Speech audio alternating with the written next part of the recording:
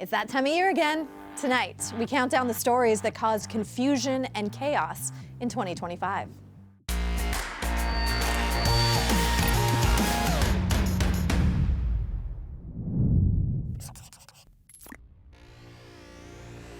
All year, the Big If True team has been busy bringing you the biggest stories in myths and disinfo. From shocking advances in AI to ever-evolving scams, every day brings a new set of claims to sort through. That means making some hard choices. Which stories to cover, which ones to cut. So we brought a panel of familiar faces in to talk about their picks for the most shocking misinfo stories of 2025.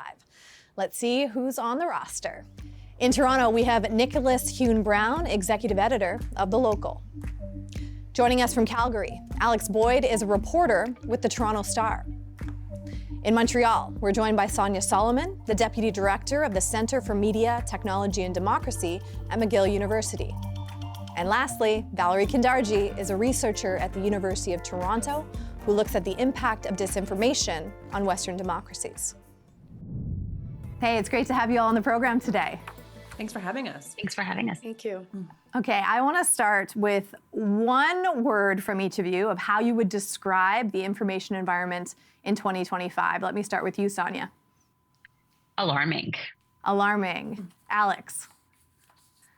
Genuinely confusing. Sorry, that was two. That's okay. We'll take the two. Confusing. Valerie. Changing. Changing. Ever-changing. That we know on this show. Nick. I'm going with slop, I think. Slop, AI slop everywhere. Okay, we're going to get into all of that, but let's count down this list, shall we? Let's start at number 5 for our misinformation hit list. This year, Canada saw one of its worst wildfire seasons on record. As of November, nearly 9 million hectares had burned right across the country. For comparison, that's an area larger than the size of New Brunswick. The science is clear. Climate change is a major driver behind our worsening wildfire seasons. But a report by Climate Action Against Disinformation showed that misleading or false explanations have also gained steam. One of them, that wildfires are mostly human-caused, usually by arsonists. Another, that bad government management is to blame. These explanations are so widespread that even a Michigan congressman mentioned them in a letter addressed to our Prime Minister earlier this year. All right, let's break that one down. Sonia, I'm coming to you for your climate expertise. We know that there are a very, very small number of fires started by arson. So where is this misinformation coming from here? Yeah, so these narratives are deployed during wildfires by sort of small but very loud disinformation networks. And these networks are looking to sow doubt and distrust among Canadians in order to directly block climate action. So they explode because they offer the public really simple villains, right? Blaming arsonists or government failure really shows this current shift in climate denial away from sort of denying that climate change is real to sowing doubt about its causes or solutions. So the story is no longer sort of climate change isn't real. It's climate change isn't the cause, government incompetence is. And it's not just Canadians believing this, Sonia. I understand that even your in-laws brought up a conversation and they, live in France? They do. They came to visit during the summer, and one of the first questions straight out of the airport was, so have they caught the arsonists? Wow. So it's spreading, but that tells you that the goal hasn't changed, right? The goal is still to manufacture that kind of doubt and confusion in the public, and platforms really drive this by amplifying the most inflammatory content. Pun very much intended there. Valerie, let me come to you. If a congressman is citing this in a letter, I mean, it's become very popular to an extent. How common is this excuse about government failure being the problem, and not only in climate change, but other issues as well? I think this type of disinformation works so well because it speaks to increasing distrust in government in all areas. And so it really catches people's attention. It's quite inflammatory, but it speaks to something that people are already feeling, What I found most concerning in this report is that a lot of times you'll see a real post or a real tweet that'll link to a real video, like a press conference, for example, but it will caption it with a false claim. Because in our endless scrolling, we're unlikely to stop and watch the actual clip. And so we take the caption for granted. So this is a phenomenon that I'm seeing increasingly, and it's speaking to distrust that people already have towards government and kind of justifying those fears. So Sonia, is Canada doing anything to combat this? I know we just finished, COP30, the recent UN climate conference, and so I'm wondering if there's anything tangible coming out of that. Well, Canada did sign on to the UN's global initiative on climate change information integrity. So that's a step in the right direction. But largely people are navigating this alone right now. And it's not really a problem that any one individual can fix. The bigger problem is, of course, systemic. And you can't fix the climate crisis on a broken information ecosystem. So good climate policy, or any really public policy, depends on information integrity. And I think that in this example, when climate disinformation becomes a barrier to emergency decision making and starts directly interfering with people's safety, it stops being just an environmental issue, and it becomes a democratic one. Mm-hmm. And that's why we need, better tech governance and sort of real accountability for the platforms where these narratives spread. Okay, we got to move on to number 4. We can't talk about 2025 without talking about advances in artificial intelligence. AI, it's all over the headlines and all over our social media feeds, making it hard to distinguish what's real and what's not. Whether it's AI-generated videos of bunnies on a trampoline, people developing intimate relationships with AI chatbots, like this man CBS spoke to. It's I think this is actual love, you know what I mean? Or students using AI to write their essays and exams. There's no doubt AI has complicated our lives in 2025. Ooh, it's become a little crazy out there. Alex, I'm curious as to what is the wildest AI video you've seen? You know what? I think I would probably say around Halloween, I was on Instagram and I started seeing these images of senior citizens dressed up in Halloween costumes. And I started going through the account and they were playing games and they were, having fun at their retirement home and talking to staff. And I thought, gosh, isn't that nice? And I felt all warm and fuzzy. And then I started looking at this further and I thought, that's a little crisp. And it was AI. And it was horrifying to me because I think when we think about AI, we think about, trying to convince us that false things are new, but the way in which they manipulate your emotions and they try to make you feel nice and sympathetic for the clicks, to me, a little horrifying. Yeah, I mean, at least in that one, it's a little harmless, you felt good about it. The video at the end of the day, you're like, okay, that's not real, but it didn't cause harm. But I always wonder about, when AI crosses that boundary. And Nick, I understand that you had an unusual encounter with AI as an editor. I did, yeah. A couple months ago, I got a pitch. We put out a call for pitches for The Local, the magazine I work at. We got one that seemed promising, a writer who said they'd written for The Globe, for The Walrus. They said they'd done a bunch of interviews with normal Canadians and kind of prominent doctors here. And when you Googled them, they had clippings all over the world at different publications. Like their name was showing up. Their name was on bylines. Yeah, exactly. They've written for The Guardian, they've written for The Cut, they've written for New York Magazine. We assigned the story, or we decided to assign the story. I did a little bit more digging. I spoke to the doctor. We spoke to the doctor who they said they'd spoken with. She said she'd never heard of this writer. Quickly Googled them, and they had not written for the Canadian publications they'd claimed to. So it's pretty clear to me that what had happened is that someone had sort of used generative AI to create a pitch for The Local, which was filled with kind of false quotations from real people. Then I started digging into the work that they'd done elsewhere, and I'd found that, this wasn't just happening in pitches, that stories in the Journal of the Scottish Society of Law, Outrider, Dwell, The Guardian, they were all published, and they had quotes from real people that were made up. They had invented quotes from people who I could not locate. They were kind of representing themselves as being from places that I do not think they live in. So I think in the end, I contacted these places. The stories came down one by one, and it was kind of a wake-up call to me, and I think to a lot of other people. No doubt. Nick, why do you suspect that those articles were written by artificial intelligence?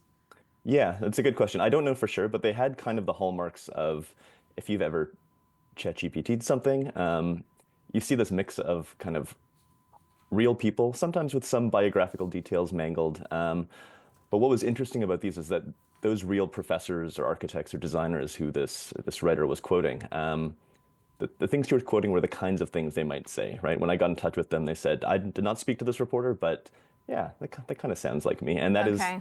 yeah, kind of characteristic of, an AI machine finding people who might sort of say the kind of thing you want them to say. For sure. It makes it concerning for all of us, trying to be Yeah. journalists or researchers, trying to get good information out there if this can all be fabricated. Very interesting story. People should check out Nick's story online at The Local. Staying on the topic of AI, not even healthcare has been spared from its potential harms. Take a look. Deepfakes. You've probably seen them online, and we've all been fooled by them at some point. Qu'en l'espace de 3 ans, But what happens when a deepfake looks like a real doctor? A CBC report found well-known Quebec doctors were making the rounds online. The deepfakes showed them giving bad medical advice, sometimes promoting or even selling products. The scammers are cashing in on the confusion.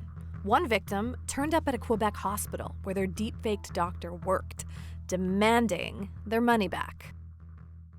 Valerie, I'll start with you. What was your reaction to these deepfake doctors?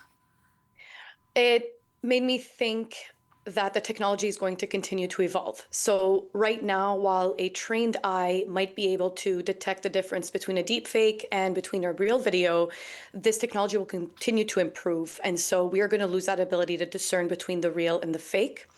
It also made me think that in regions or in provinces, for instance, where access to healthcare is tenuous or complex, citizens are going to try to take their health into their own hands.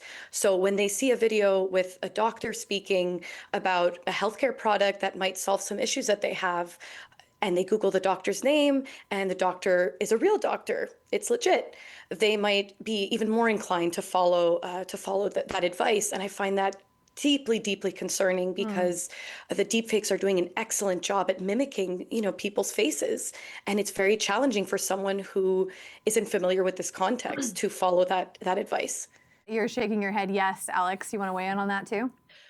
Gosh, every conversation about AI after about 6 months feels out of date. And what this makes me think of is it was not that long ago that we were having conversations around AI that were like, don't worry, every AI has 12 fingers. So it's very easy to tell which is fake. And even the way they've progressed in the last year is stunning. So our conversations about how to recognize it, is it possible for the average person to recognize it, just haven't kept up. Do we know, Sonia, if there's any regulation that's able to keep up fast enough with how fast the tech is going? Yeah, so Canada doesn't actually have a dedicated deepfakes law yet. What we have is kind of a patchwork, like a few criminal code provisions that could sometimes be used to cover the use of a deepfake, but not the act of fabricating one, or any sort of platform duties for detecting a deepfake or removing deepfakes. And this gap is really exactly what's needed. Nick, we just did an episode on our show about Sora, the AI text-to-video tool, which, seems fun when you're using it. But when you think about, people posing as politicians or misinformation, like news clips flying around that they look real, but they're completely fake. I get worried. I get worried even using the tech. What goes through your mind when you think of these sophisticated tools like this being available to the average person? Yeah, I'm horrified by it. Because that doctor example is, maybe last year we got used to the idea that like public figures and celebrities and politicians, those videos could be deepfaked easily. Now it moves to these sort of semi-private public figures, these doctors. And I think beyond the fact that, you can have all this fakery entering your feed, it's just the deniability of any video we do see, right? We do know a video of something is no longer proof that it happened, right? And that is a very tenuous place to be. Especially for us as journalists trying to inform the public. Valerie, you're in a province where literally Quebec doctors are leaving because of, work and pay conditions and the problems there that they say. And then so you're gonna have people without doctors looking for help online. Like how much more destructive is something like this? That is what concerns me is if our healthcare system is in a fragile place, if people have even less access to healthcare, they will naturally turn to social media to help them understand what's going on with them and to see if they can find some solutions that won't require them waiting for months or even years for an appointment with a specialist. And so it is going to be increasingly an issue. And unless we discuss this more publicly and raise awareness about the fact that deepfakes are a possibility in the information ecosystem, unfortunately, individuals just don't have the tools to understand the distinction between these fake videos and legitimate doctors giving advice. Okay, let's go on to number 2 on our misinfo list. This is not something that's new, but it seems to be getting worse. Take a look. In November, Canada crossed a grim milestone. The country has recorded more than 5,000 cases of measles over the course of a year, across 9 provinces and 1 territory. And after 27 years, Canada lost its measles elimination status. Experts say misinformation has fueled some of that vaccine hesitancy. Alex, I understand you're in Calgary. You're in one of the worst hit provinces by measles. You know, what is the rhetoric around vaccines on the ground? It is now much more common to see rhetoric questioning the safety of vaccines, questioning whether it's necessary, questioning whether, the virus is serious enough, questioning whether or not, this is an illness that actually does serious damage to children. And for the record, it does. And the vaccine is recommended by experts. And so it's been a major sea change, I think, to see just the level of this sort of pushback against vaccines. As you pointed out, this isn't necessarily a new thing. But it seems like we're seeing more of it. And what I've found so unsettling about this story this year was the way in which it's felt like this pushback is coming from sources you should be able to trust. So, obviously the big example is the United States, where questioning the safety of vaccine is approaching official policy at this point. We've seen some of that come into Alberta. This is a province where when they made changes to the vaccination program, they cited the FDA in the United States, not the evidence of Health Canada. And so, we, meaning the media, meaning, healthcare experts, spent the whole pandemic telling people, trust official sources, go figure out what the government is saying, make your own decision. And yet we're not, I think, equipped for a world in which, we're approaching a place where some of the advice coming from official sources maybe isn't as credible. We've built this tower of credibility only to blow a hole in it. I mean, I also wonder on the reporting side, Nick, do you feel like evidence-based reporting is actually making a difference in this conversation? I think it can, yeah. But I think what's so worrying about this is the way that this misinformation can become a political wedge issue, right? And once that happens and it becomes a matter of identity, a matter of, political belonging, it's so difficult to publish more factual newspaper stories and change people's minds. It's, that's what has me worried. Sonia, do you think there's any way to make this not a political wedge issue? Yeah, so that's the really challenging question, because digital platforms sort of make these very fringe actors look like a majority sentiment in the public. And then, public health agencies simply can't match that pace. And then we have that on one side converging with a growing distrust in the public as a result of fake and synthetic media and deep fakes, so that when we do encounter actual credible information, we're less likely to believe it as true. So this is really where platform governance kind of intersects squarely with public health outcomes. Valerie, is there anything you want to see in terms of platform governance around this? Because it is the platforms that are allowing this bad information to be out there. Yes, it's a difficult question because on the one hand, these inflammatory and provocative pieces of information perform very well on these platforms. That's what gets the views. That's what gets you scrolling. On the other hand, what I'm concerned about is that if we start kind of over-regulating these platforms and that these regulations become public in the sense that people are aware this is happening, I'm worried that individuals will be pushed further to the margins and further to the fringe sources of information, and that this will further justify their belief that governments or institutions are out to censor them. And so it's a very complicated issue. But are there ways to better regulate than what we're doing? Absolutely. Okay. All right, folks, finally, our biggest misinfo story of 2025. It has something to do with sticking your head in the sand. Any guesses? There's no virus. The virus is the Canadian Food Inspection Agency. That's the voice of Katie Pasitny. Her family owns an ostrich farm in BC. In late 2024, dozens of their ostriches died amid an outbreak of avian flu. An anonymous source tipped off the Canadian Food Inspection Agency about those deaths, leading to a months-long legal battle over whether or not the rest of the flock should be culled, and an intense debate about government overreach and public health. It's hard to understand. How did we get here? It all came to a head early this November when the Supreme Court refused to hear an appeal by the farm owners to protect the remaining birds. But even if one bird gets infected in an outbreak like this, it's standard practice for the CFIA to cull the entire flock, allowing more than 300 ostriches to be killed. Alex, this is a story that went global with a lot of nuances, but I want to get at the misinformation in this story, so let's break that down. Yes. Gosh, it feels a little surreal that we're all here talking about ostriches, but here we are. This is a story, it's been going for about a year, but it has burst into kind of the national consciousness and the international consciousness kind of in the last month or two.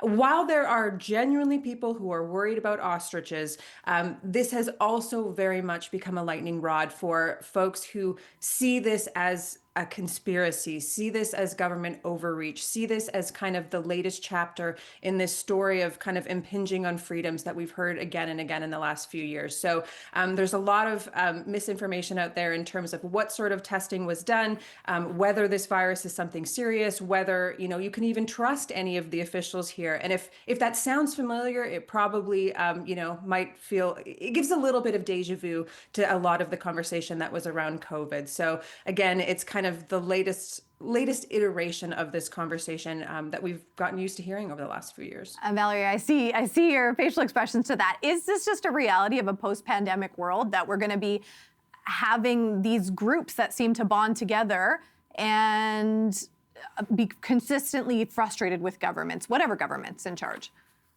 This is an excellent reminder. This story is an excellent reminder that we always need to be aware that there are groups, interest groups, institutions, individuals that have an incentive for you to believe something. And so who is sharing this story? Why are they sharing this story? These are questions you always need to ask yourself, especially when it's stories that make you feel strongly about an issue. The other thing is that it's a good reminder that the information ecosystem online makes us feel like we need to develop an opinion about everything and that it's urgent to do so. And so you don't take the time to allow the story to develop or to understand the nuances and to avoid this kind of dualistic thinking between good and bad, but to understand the actual nuance. You don't do that anymore. You're not incentivized to do that anymore. It's a good reminder to slow down and to remember that you don't need to have an opinion about everything right away. All right, folks, we've run out of time. I want to rapid fire 10 seconds each advice to people trying to navigate this frustrating information system. Sonia, let me start with you.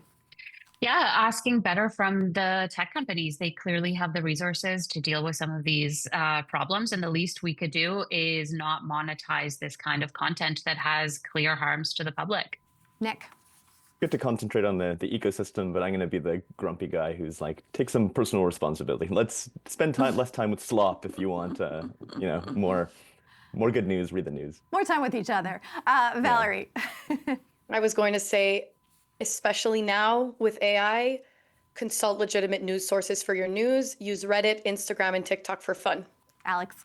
Check your own emotions. If you're looking at something and you're feeling sad, happy, upset, scared, do a double check. That's sometimes a bad sign. All right, folks. Thank you so much for being here, for weighing in and have your opinions. Always love to have familiar faces on the show. Thanks for having us. Thanks for having us. Worried about misinformation overload? Come to Big If True to find out what's real and what's not. Check out our Instagram page for exclusive content and subscribe to our YouTube channel or watch full episodes on our website. Email us at bigiftrue@tvo.org if you have a burning question or brilliant idea. Big If True, fighting misinformation one story at a time. Have a great holiday season. We'll see you back here on January 18th, 2026.